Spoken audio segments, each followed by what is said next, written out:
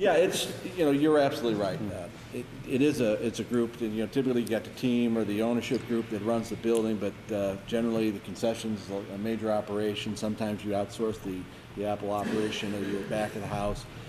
So you've got a lot of partners that come together. So certainly from our standpoint, we have Delaware North in St. Louis, and Delaware North, like many of the other major concessionaires in sports, Aramark and another, have wonderful programs. Delaware North has got a green track program that they're very proud of, and they put in place in just about all their buildings.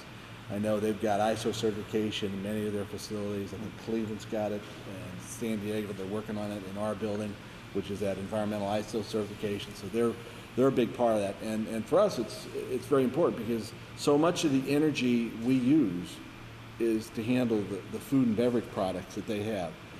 Outside of the space cooling that we have in the building, probably refrigeration load for food and for beverage and freezers they have are probably one of the next largest things. That's something I'd love to be able to get our handle on a little bit better, but I think that's where it's at.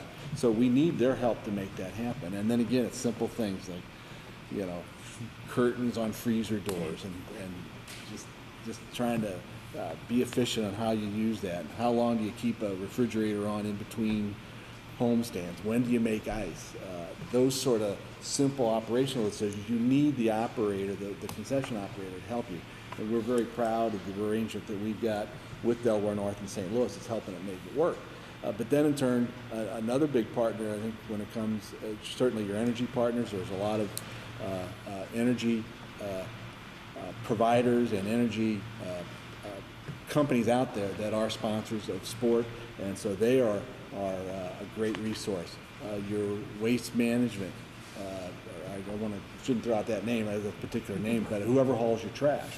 I mean, they're a great resource for bringing their expertise, and in particular I'll say waste management because they're, again, our waste hauler in St. Louis, and I know they're very active in the Green Sports Alliance and very active in their efforts to promote it. So it takes that whole group to come together to really be able to drive it home across the board. You just can't do it alone because there's so many other people to come together, and getting that group together, having them participate in your green team goes a long way and keeps you, it just kind of sells it through.